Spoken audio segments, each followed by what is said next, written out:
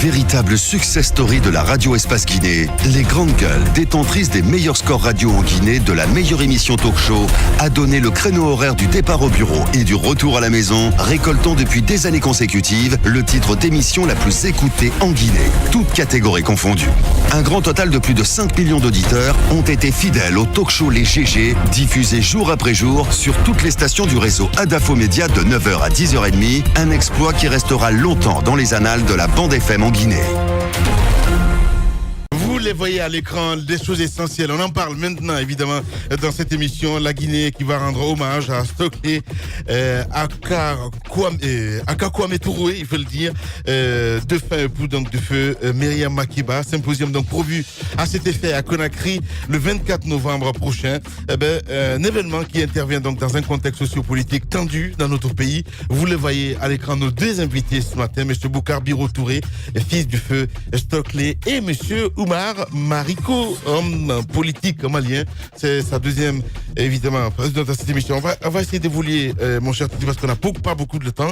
On a écouté, mon cher Tamba, Abakar Souma, un instant. Abakar Souma, évidemment, qui intervenait.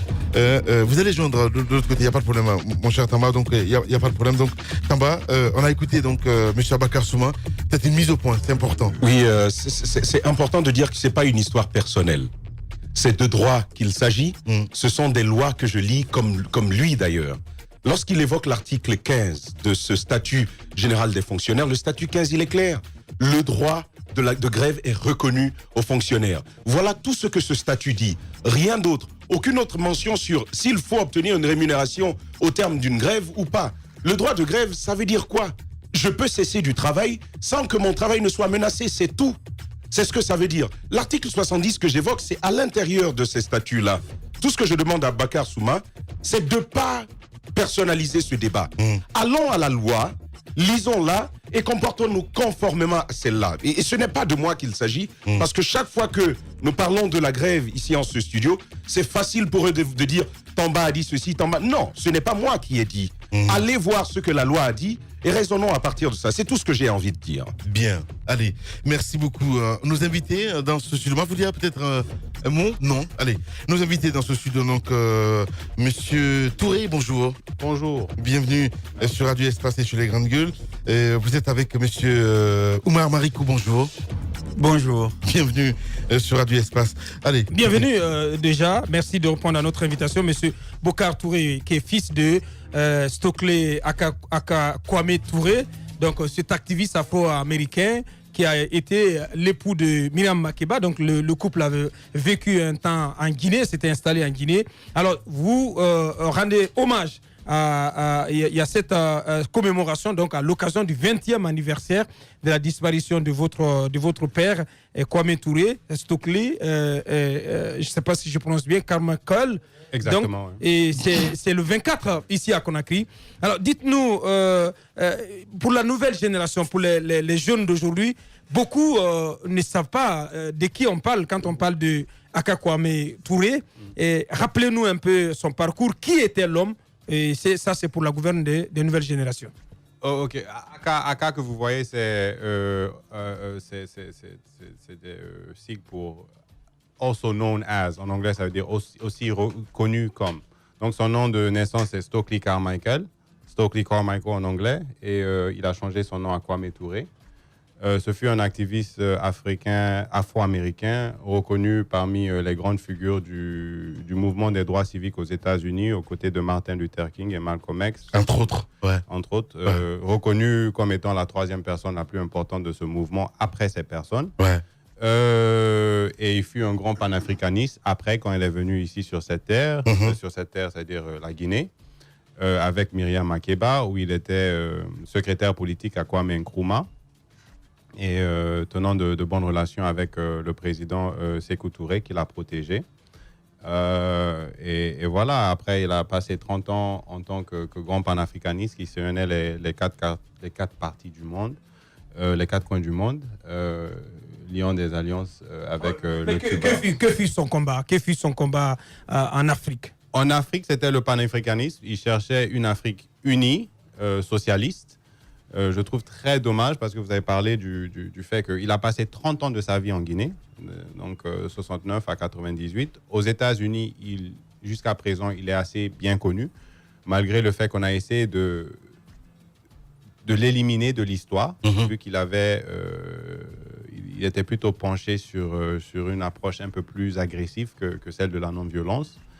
Mais il reste une personne très connue là-bas et dans beaucoup de pays. Hier, j'étais dans un certain ministère, je parlais à un Afro-Brésilien où là-bas, je sais que j'ai fait 2-3 rencontres. Je peux vous dire qu'il y a des sénateurs qui faisaient tout pour me rechercher. J'ai eu droit à des festins dans des grands restaurants du fait que j'étais le fils de Stokely Carmichael. Malheureusement, en Guinée, il n'est pas aussi reconnu et il fait partie du patrimoine guinéen. Ouais. Ça aurait dû être le contraire. Je pense qu'il a été l'époux de Myriam Makeba. Alors, est-ce que c'est ce qui a provoqué le départ de Myriam Makeba des États-Unis? Parce qu'elle y était aussi. Elle oui. y était. Donc, ce qui s'est passé, c'est que du fait qu'elle s'est mariée, déjà, il était en ce moment vu comme le Malcolm X des États-Unis. Malcolm X était mort. Le président américain du temps, qui était Johnson, qui avait suivi Kennedy, qui était le vice-président de Kennedy. Donc, quand Kennedy a été assassiné, c'était lui qui était devenu président, était très inquiet et demandait que l'FBI et la CIA lui donnent des rapports quelques fois la semaine. Donc, ce qui a fait que ça a commencé maintenant, disons, ces groupes d'intelligence et tout le suivaient et l'harcelait. Et ce, pour le reste de sa vie. Et donc, il y a eu beaucoup on a essayé de l'assassiner plusieurs fois. Donc, quand il s'est marié à Myriam Makeba, du fait qu'il était devenu comme un ennemi public du gouvernement, ils ont annulé tous ses concerts. C'est-à-dire qu'elle avait toute une tournée, on a annulé tout, elle était devenue, tu t'es marié à ce militant, donc toi aussi tu es devenu notre ennemi. Donc, elle ne pouvait plus faire sa vie aux États-Unis. Et lui, après beaucoup de fois, si vous ratez un attentat, et vous ratez à 2, vous ratez à 3, vous continuez, bien sûr que ça ne va pas vous échapper. Et entre-temps, il avait déjà reçu une invitation de Kwame Nkrumah de venir en Guinée. Et donc, il est parti au très bon moment. Et ne serait-ce que la protection du gouvernement guinéen, je pense qu'il serait mort. Ma petite question là-dessus, c'est est-ce que les Black Panthers, c'était l'opposé du Ku Klux Klan? Est-ce que c'est une réaction contre le Ku Klux Klan? Donc, malheureusement, c'est la dépiction qu'on donne aux États-Unis et ce n'est pas une dépiction correcte. Je vais vous dire pourquoi. Le Black Panther qu'on connaît aujourd'hui, c'est un parti qui est venu plus tard, qu'il a intégré. Mais le Black Panther, originellement, c'est un parti qu'il a créé lui-même. Ce qui se passait, c'est qu'il est parti au sud, à Alabama, avec le groupe avec lequel il était, qui s'appelait SNCC, Student Nonviolent Coordinating Committee, qui est le comité des étudiants non violents. Il est parti là-bas. Les Noirs n'avaient pas le droit de voter. Ouais. Mais l'État fédéral avait passé une loi disant que non, effectivement, il faut que les Noirs votent. Mais il y a beaucoup d'États où on les refusait. Donc, il est parti là-bas avec un groupe et il s'est mis à enregistrer les Noirs à voter. Malgré que ceci, bien sûr, vous allez voir, même si vous venez à l'exposition, et j'invite tous les Guinéens à venir, où le Ku Klux Klan même brûlait sa voiture.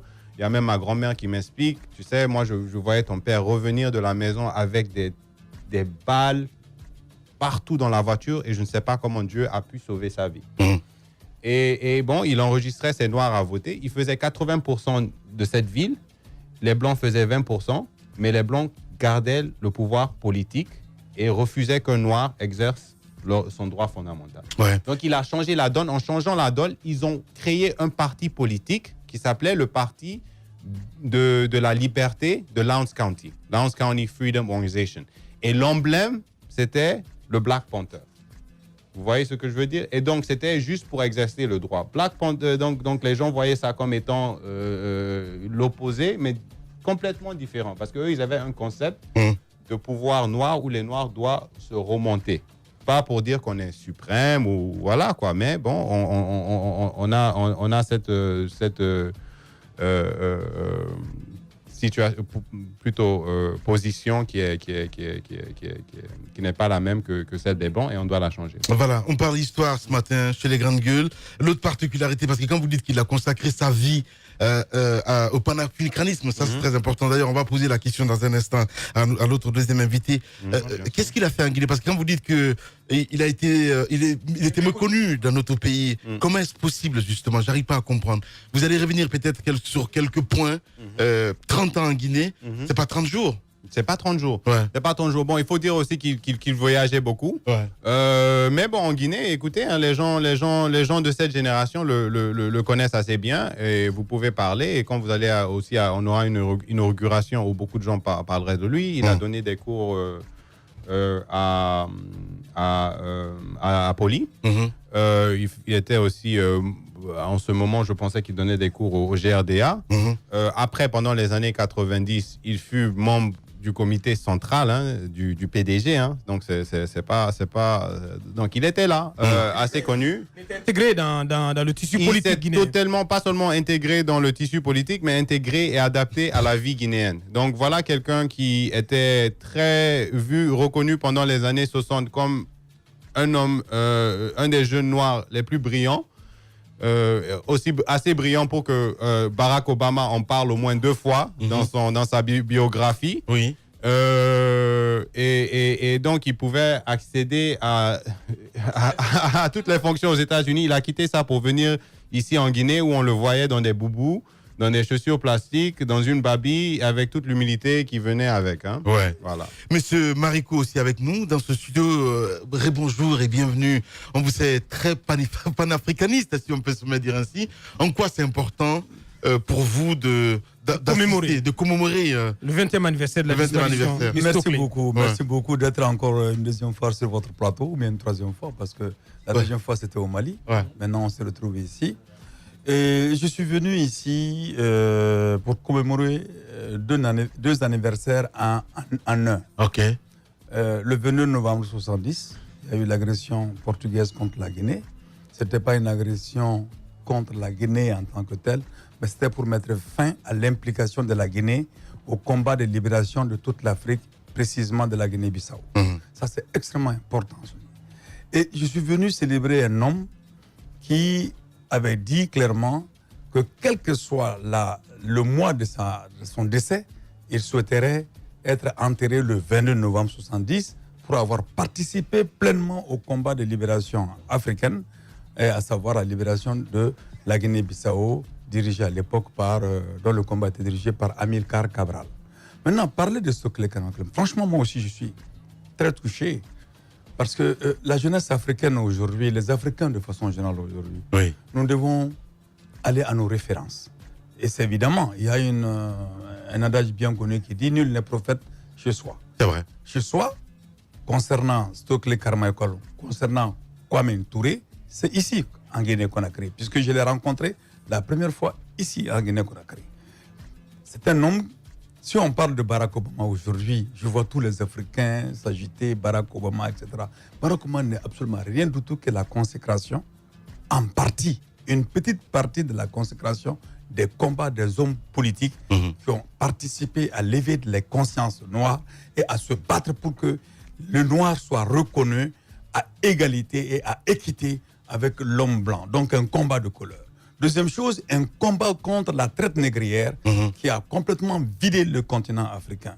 Et la troisième chose, le pacte colonial qui a fait que pendant des années, à peu près 70 ans de colonisation, nous l'avons connu et nous continuons à traîner les séquelles de ce pacte colonial qui a été revisité avec les histoires du FMI et de la Banque mondiale qui aujourd'hui gouvernent nos pays, en réalité qui manquent aujourd'hui d'indépendance et de souveraineté.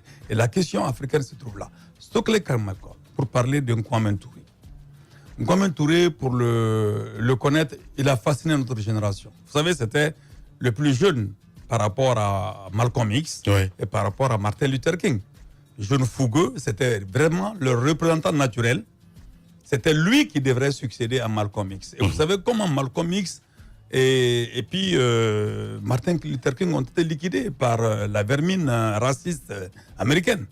Et vous devez savoir aussi, et surtout retenir aussi que pour les Ku Klux Klan, ce n'était pas l'autre pendant le Ku Klux Klan. En fait, le Ku Klux Klan a été lâché contre les Noirs, lâché contre les leaders noirs qui se battaient pour l'éveil des consciences noires et en même temps pour l'accession des Noirs au pouvoir, à tous les pouvoirs. Il ne s'agit pas simplement du pouvoir institutionnel. C'est pour que Kwame Touré, je préfère parler de Kwame Touré, c'est pour cette raison que Kwame Touré a parlé de racisme institutionnel. C'est-à-dire le racisme était à tous les niveaux de toutes les institutions et qui montraient leur incapacité à établir l'équité et l'égalité pour un pays qui se dit toujours pays des droits de l'homme. Et pour ce qui concerne l'Europe, qui avait créé le Code noir. Et au moins, on créait le Code noir et on votait les droits de l'homme pour toute l'humanité. On créait le Code noir qui faisait du noir, qui excluait le noir de tout et de tout et de tout. Bon, maintenant, ça reprend son forme. Moi, j'ai connu Kwame Touré ici, en Guinée-Conakry, pour être venu le 22 août. Il fait partie d'une de mes motivations à venir en Guinée-Conakry, en plus de celle de Ahmed Sékou Touré. Oui. J'étais venu donc en Guinée, je l'ai rencontré la première fois. Nous avons emprunté le même véhicule du palais du peuple, du palais de Sékou Touré, à notre hôtel. Et je dois dire que ce jour-là, j'étais impressionné parce que des jeunes élèves qui venaient de Mali, qui avaient été pourchassés par le régime de Moussa Traoré à l'époque, qui viennent et de l'hôtel qui marche, qui va directement au palais sans être arrêté par un garde et rien, il fallait le faire. Et c'est là où j'ai rencontré la première fois Stokely Carmichael. J'étais vraiment impressionné par sa simplicité, par sa capacité de communiquer et par la profondeur de ses convictions. Et ce n'est pas des buildings qu'il a fait, ce n'est pas des ponts qu'il a fait, mais il a fait ce qu'il devrait créer cela.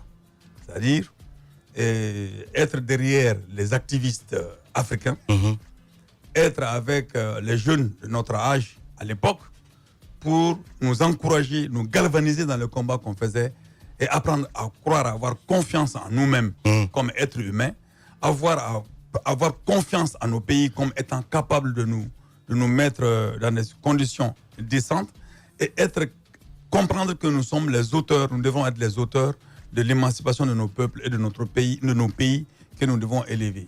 Alors c'est pour cette raison le parti qu'il a créé, c'était le parti de tout le peuple africain pour le socialisme. Il avait une option, il avait une conviction qui faisait qu'il devrait militer avec les jeunes Guinéens. Ouais. Et je dois dire que pendant... Est-ce que c'est pas un déphasage en parce que quand on prend sur le continent les présidents panafricanistes, je prends le cas de Alpha Condé, entre autres, on va revenir, parce qu'il faut pas qu'on parle politique, Mariko. J'arrive pas à comprendre, j'arrive pas à cerner. Vous êtes malien, depuis la Guinée, il a une influence sur vous. Comment expliquer cela? Ben, vous savez, nous croyons... Nous croyons à l'unité africaine. On n'est pas en déphasage. Tant que nous ne ferons pas l'unité africaine sur des bases et des principes clairs, il est difficile que nous émergions. Ça ne veut pas dire qu'un seul pays africain ne veut pas émerger. Si, on peut émerger.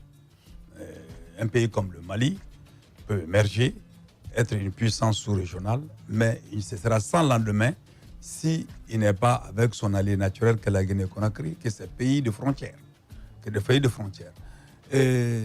Vous savez, nous voulons compter et il faut que nous comptions. C'est une question d'éducation. Quand on parle de mondialisation, on parle de mondialisation, mais nous sommes exclus de la mondialisation en fait. Nous ne connaissons que les conséquences désastreuses de cette mondialisation. Alors pourquoi nous, en sachant que nous devons compter, qu'on ne peut pas gommer les relations internationales d'un revers de la main, que nous ne pouvons pas continuer à être des expulsés et des bloqués aux frontières.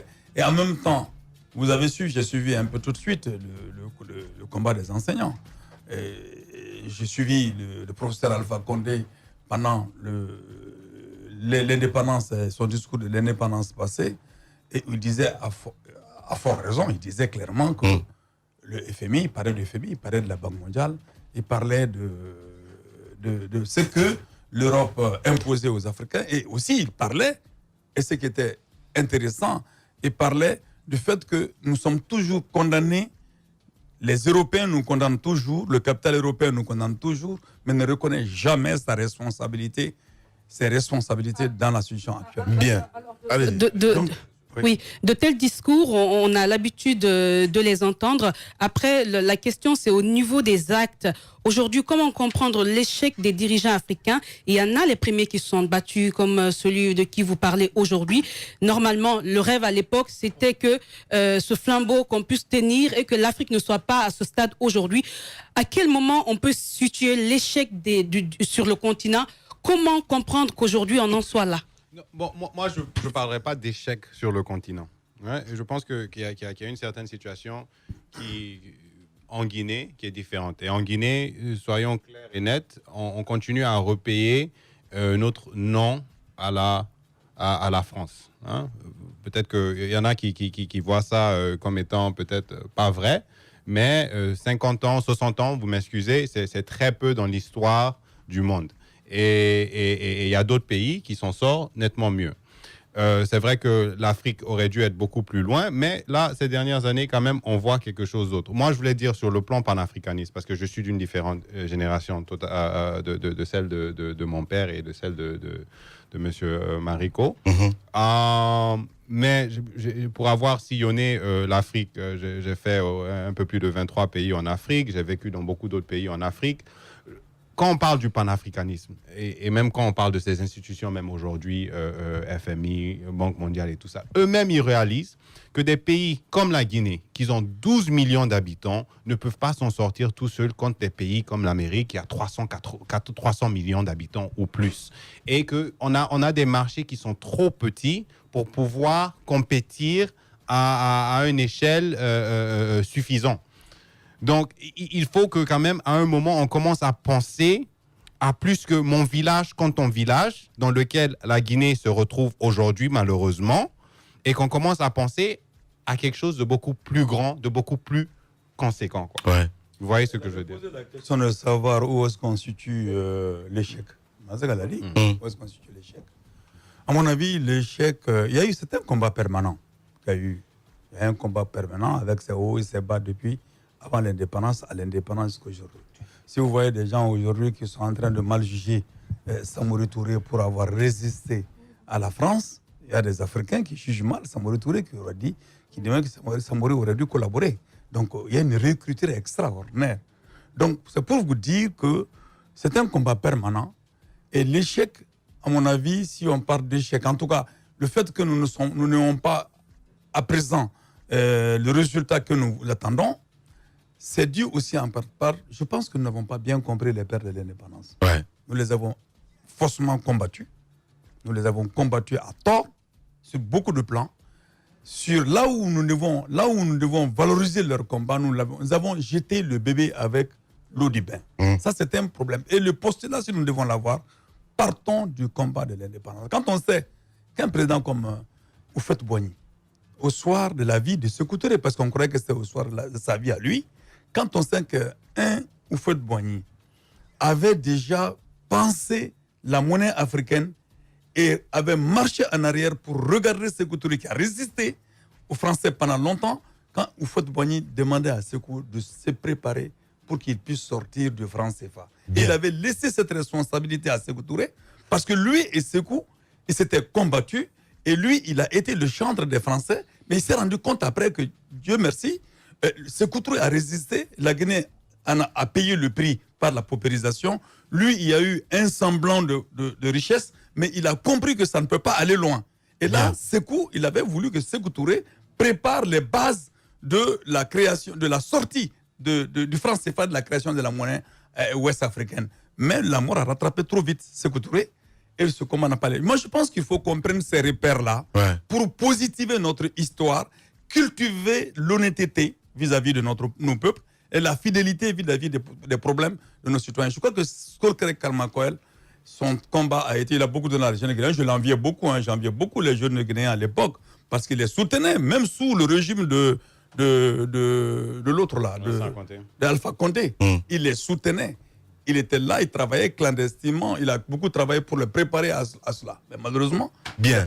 Donc, juste Marico, pour dire sur ceux qu'on invite tout le monde à venir, parce que vous allez voir quand même une partie de l'histoire guinéenne qui est très importante, qu'on oublie aujourd'hui. Il fut un moment où la Guinée était le centre Et la Guinée rayonnait mondialement, hein, pas juste en Afrique. On avait ici les Amilcar Cabral, les Kwame Touré, Nelson Mandela était là, et des gens de tous les mouvements de libération africaine. Ouais. Et donc, voilà. Bien. Venez voir ça.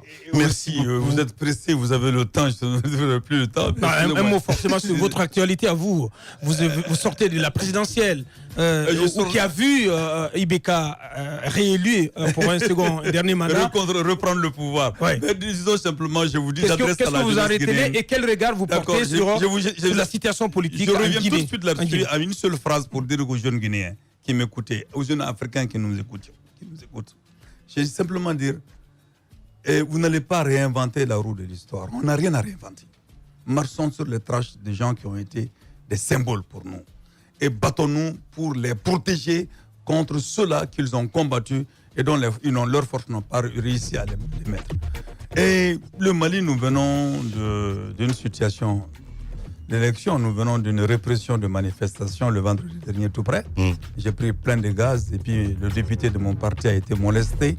Il s'en est sorti avec une côte cassée. Il avait le macaron de l'Assemblée nationale. Cela n'a pas empêché les policiers qui ont été policiers par le régime à marcher sur le drapeau national, en marchant sur un député qu'ils ont complètement cassé. C'est la conséquence de l'élection bâclée, de la non-élection de juillet 2018. Je vous avais dit que si les élections étaient à 40% transparentes, je serais au deuxième tour. Et ce n'est pas du n'importe quoi. Il n'y a pas eu d'élection à la République du Mali. Ça, il faut que les gens le notent une fois pour toutes. Et je le dis d'ailleurs à ceux qui disent Ibeka n'a pas gagné, nous avons gagné. Je leur dis c'est absolument faux. Il n'y a pas eu d'élection. Ibeka a fait un coup d'État institutionnel. Il a régné par la force. Et les Africains doivent tirer les enseignements de toutes ces élections truquées à travers le continent pour se poser la question sur le mode de prise de pouvoir dans nos différents pays. Il n'y a pas eu d'élection. Ibeka s'est consacré président par la force et il a été avalisé par la communauté internationale, par la France. La France qui désire que Ibeka applique des réformes institutionnelles et constitutionnelles qui vont dépecer notre pays. Aujourd'hui, on n'a pas fini, on n'a pas réussi totalement à opposer les différentes ethnies au Mali. Ils n'ont pas réussi parce qu'il y a toujours des phénomènes où les gens se retrouvent pour dire non, on est en train de faire la bêtise. Les Peuls contre les Dogons, les Dogons contre les Peuls contre les Bambara. Ça a pris des proportions aujourd'hui, mais malgré que les gens soient dans le combat, ils se disent non, quand même, pourquoi nous allons continuer à nous tuer? Il y a ces questions qui existent encore à la République du Mali qui fait que j'ai l'impression que vous parlez de la Guinée là. Ils n'ont pas réussi. Non, il y a une différence. Ils n'ont pas réussi. Monsieur. Ils n'ont pas réussi. Ils n'ont pas réussi. Ils n'ont pas réussi à ce que les ethnies continuent à s'entretuer. Mais ce qu'il faut faire maintenant, c'est ils sont en train de vouloir renforcer ce germe-là en poussant le président Ibrahim Boubacar Keïta à dépecer le Mali. À dépecer le Mali avec soi-disant d'approcher l'administration des administrés. Mais en réalité, ils sont en train de construire un Mali ethnique. Bien. C'est ce qu'Ibrahim Boubacar Keïta est en train de faire. C'est-à-dire que chez nous, le combat interethnique est initié d'en haut. Et de en haut. Oui. En haut, évidemment, c'est la France. Oui. Et là-haut, j'ai l'impression que vous parlez de nos pays. La dernière question, s'il vous plaît. Dernière question. Là, 30 secondes. Est-ce que vous allez complètement tirer les leçons de cet autre échec? Parce que ce n'est pas la première fois que vous vous présentez à une élection présidentielle. La fois dernière, quand je vous ai eu sur le plateau, vous étiez très confiant d'être au deuxième tour. Alors, est-ce qu'avec 3 échecs, vous allez dire, ben, ça va maintenant, je me consacre à autre chose? Ensuite, l'autre question. Au nord du Mali, vous parliez sur le plateau, l'interview que nous avons eue d'Amadou Koufa. Eh bien, il y a une interview que France 24 a diffusée. Amadou Koufa s'est exprimé, il n'était pas seul, avec 2 autres chefs seigneurs djihadistes. Eh bien, il a affirmé qu'il se pourrait qu'il y ait donc ce djihad dans toute la contrée où sa communauté réside. Est-ce que vous pensez, parce que c'est un homme que vous dites que le pouvoir est en train de diaboliser, qu'il fallait dialoguer avec lui, est-ce que vous pensez que c'est dangereux ce qu'il a donné comme message, ou bien il y a une autre approche pour pouvoir épargner la Guinée de ces menaces djihadistes? Ma confiance découlait de l'organisation correcte des élections. Mais j'avais bel et bien dit que au train où on était, les élections n'allaient pas se passer de façon correcte. Je l'avais dit. Moi, je suis un combattant. Et mon espoir, c'est dans le combat. Bien. Tant que je peux me battre, c'est là-dedans. Merci. Maintenant, vous avez parlé d'Amadou. Oui, mais je dois rendre l'antenne, malheureusement. Je viens Alors, donc, voilà, Merci quand, beaucoup. si vous voulez, je suis encore là pour 48 Avec plaisir, heures, voilà. 112 heures, si vous voulez, vous me mettez sur le plateau. Avec plaisir. Bonheur. Merci beaucoup, monsieur Marico. Merci à vous, à l'international. On se retrouve demain pour un autre numéro. Grand merci à tous nos réalisateurs. Prenez soin de vous. À demain.